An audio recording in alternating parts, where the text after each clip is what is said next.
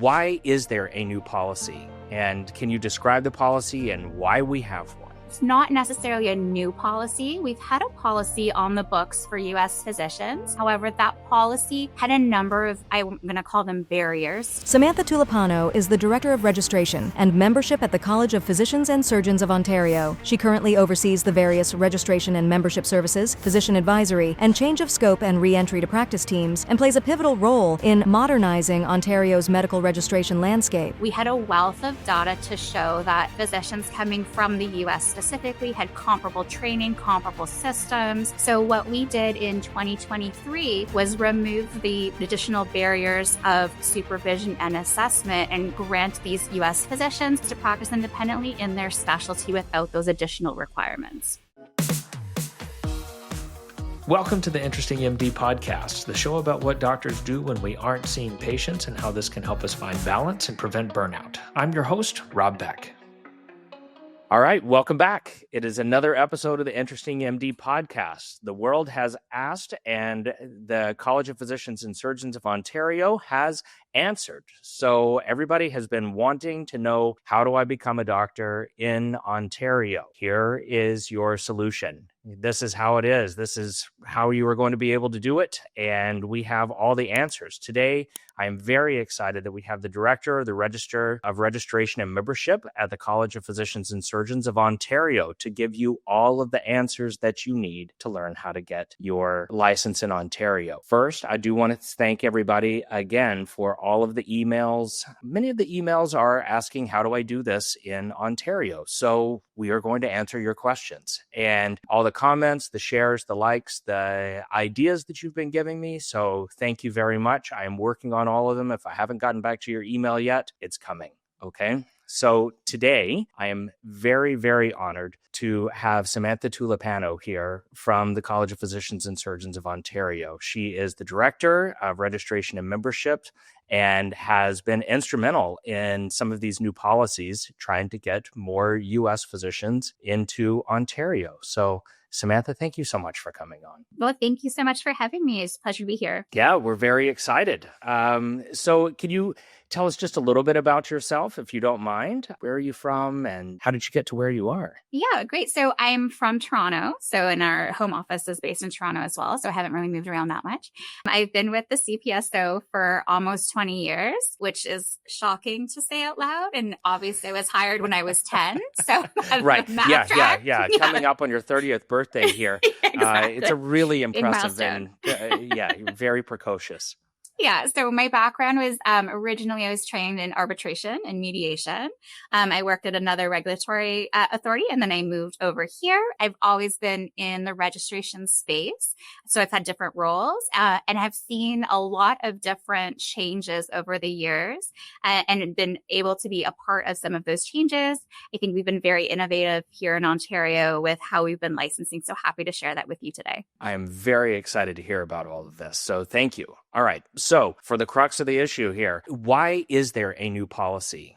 And can you describe the policy and why we have one? So I'm going to say it's not necessarily a new policy. We've had a policy on the books for U.S. physicians since about 2010. So it's been some time. However, that policy had a number of, I'm going to call them barriers to it. So U.S. physicians would come to Ontario. We'd have them supervised for a year plus, and then conduct an in-practice assessment of their practice. So there was additional barriers there. There was a supervisor required. You were limited to a site.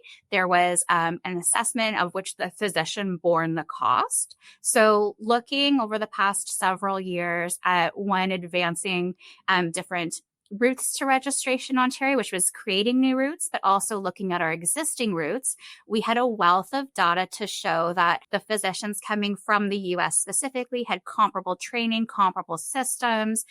They were not practicing in any different capacity than Ontario or domestically trained physicians. So what we did in 2023 was remove the additional barriers of supervision and assessment and grant these U.S. physicians an independent practice or a license to practice independently in their specialty without those additional requirements. That is amazing. So I get so many comments of people that are still finding information about the being supervised and having a limited practice.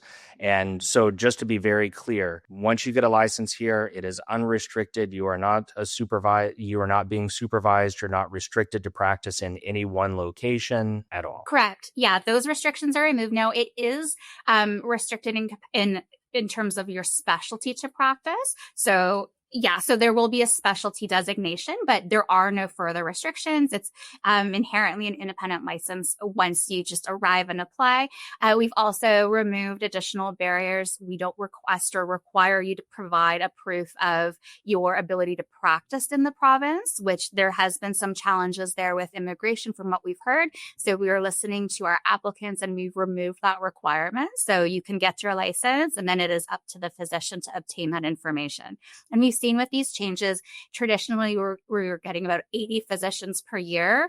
This year alone, we've got 370 that have been issued and another 350 that are in process. So it's been pretty significant. Okay. Well, so there you have it. Yes, there is a demand out there for U.S. physicians wanting to come up. Are you running out of space with those 700 plus physicians? Are there still job openings? Yeah, no, I mean, we don't have a capacity issue. I think in terms of the college numbers, I mean, those are great numbers for us and we have the capacity to issue more. There's a lot of positions that are available in different communities that are looking and actively recruiting. And perhaps afterwards, we can talk about different organizations that physicians can go to for that information, some of which is on our website. Very well. So who exactly can apply under this policy? So we have two sort of cohorts of physicians that can apply. The one cohort are physicians who are American trained, US trained, and board certified. And those physicians also have an acceptable exam. So either the US MLEs or the medical council examinations. Also, we now accept the COMLEX, like the DO qualifications as well, have been looped into that. That's relatively new. So any physician that has completed U.S. residency training and has U.S. board certification are eligible for that independent sort of route to come into Ontario. We also, a new route that we did just develop is for physicians who are board eligible. So physicians who either have not yet taken the examination in the U.S. or have not yet passed the examination and are within 5 years from completion of residency training.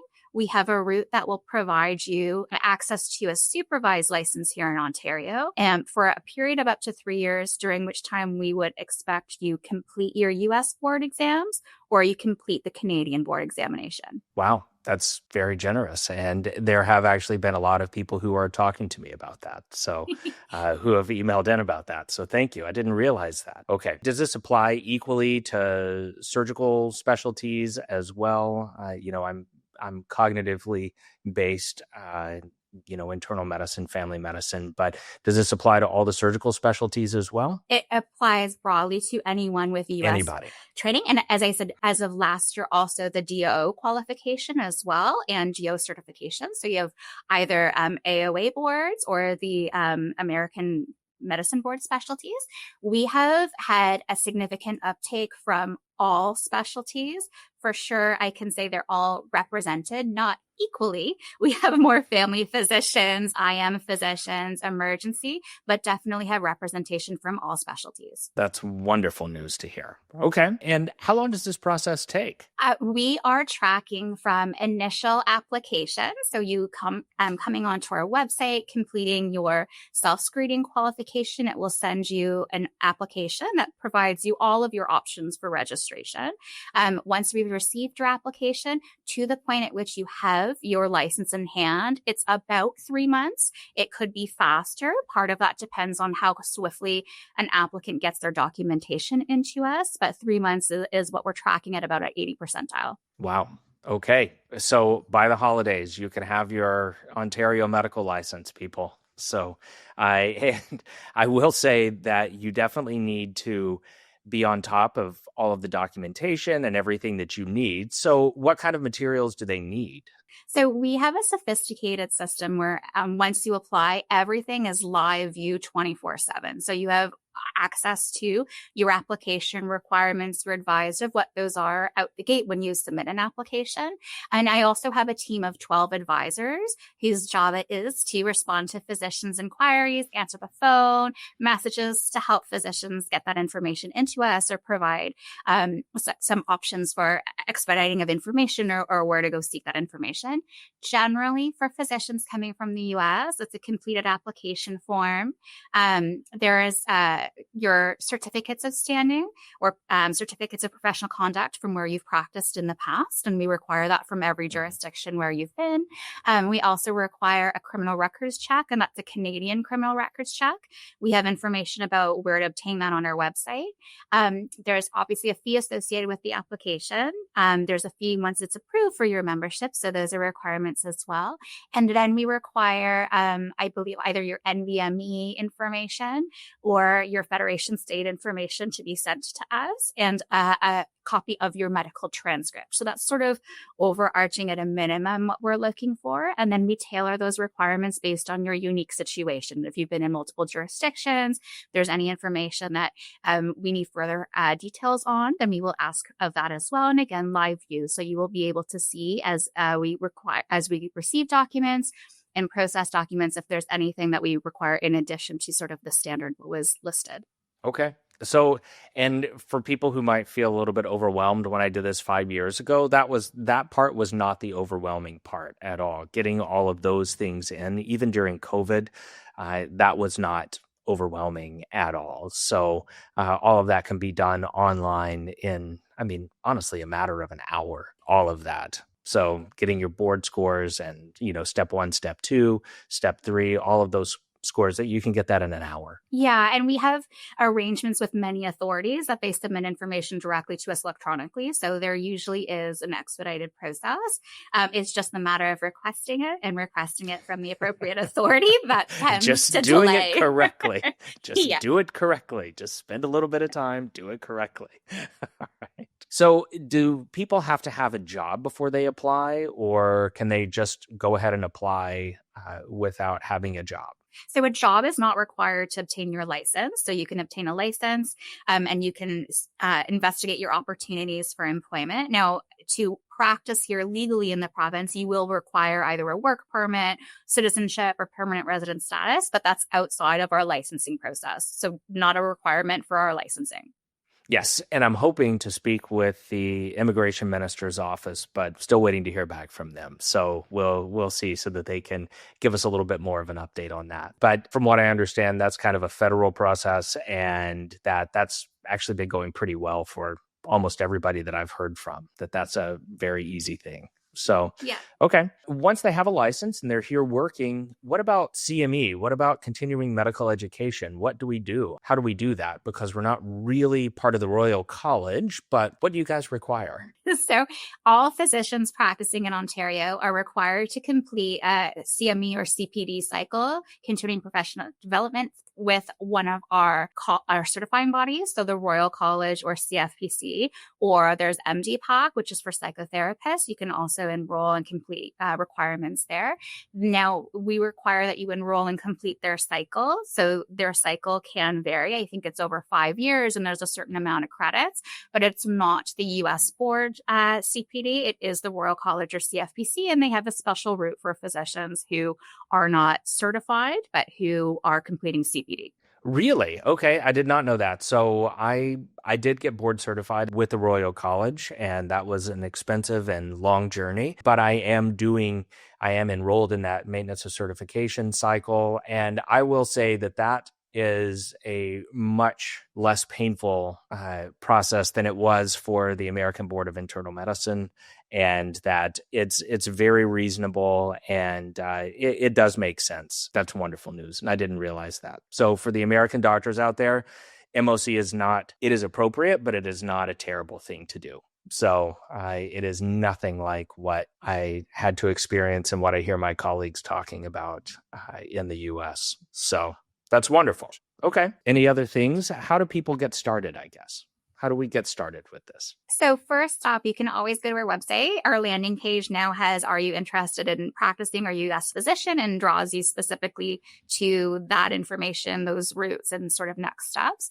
But for any physician, you can go onto our website. You can create a portal or an account on our portal and complete the self-screening questionnaire, which is free of charge. It asks you a series of questions, and it lets you know all of your registration options in Ontario, because you may be eligible for different categories.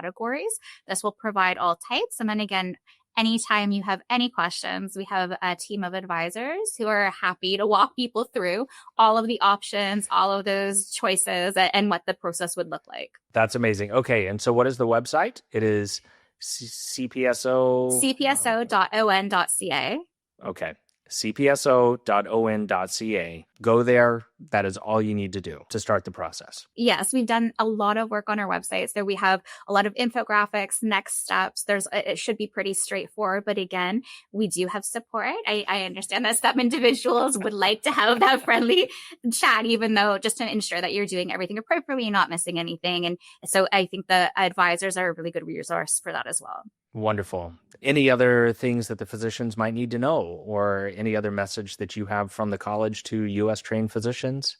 My biggest overarching sort of message would be just ensure that you're following along your profile and your application status. I think what we've seen are individuals submit an application and think that's it, that's done, but have not logged in to check their status and haven't submitted any supporting documentation, and that will delay your your application or will delay the licensing period. So that's sort of outside of our hands. But what we do is follow up as staff, and there's sort of some automation in our system. So if we see dormant applications, we will message you. It's through a secure service. So you'll get a message to the email you provided telling you to log in and see any updates. So just keep on track of that. Again, live view. So anything that's sort of new or changed will be there as well. And you'll be able to track the status of and the progress of your application. Absolutely fantastic. Well, Samantha Tulipano, the Director of the Registration and Membership at the College of Physicians and Surgeons of Ontario. You have now heard it directly from the person in charge. So get out there, go to cpso.on.ca and start your application now. Thank you so much for coming on. Thank you so much for having me. Thank you for listening to another episode of the Interesting MD podcast. Please check out my content on YouTube at Interesting MD, and follow me on TikTok, Blue Sky, Instagram, Threads, and Facebook at The Interesting MD, and on X at Interesting MD. If you have comments or questions and want to get in touch with me or any of my guests, please DM me on socials or email me at rob@interestingmd.com. If you have any ideas for a show and you want to share your hobbies with me, or don't know where to get started on your own project, you can email ideas@interestingmd.com. Please like and subscribe to the podcast and YouTube channel to get the latest content. Much appreciation to Falter Media for editing, producing, and posting all Interesting MD content. Check them out, because if they can do this for me, imagine what they can do for you. See you next week.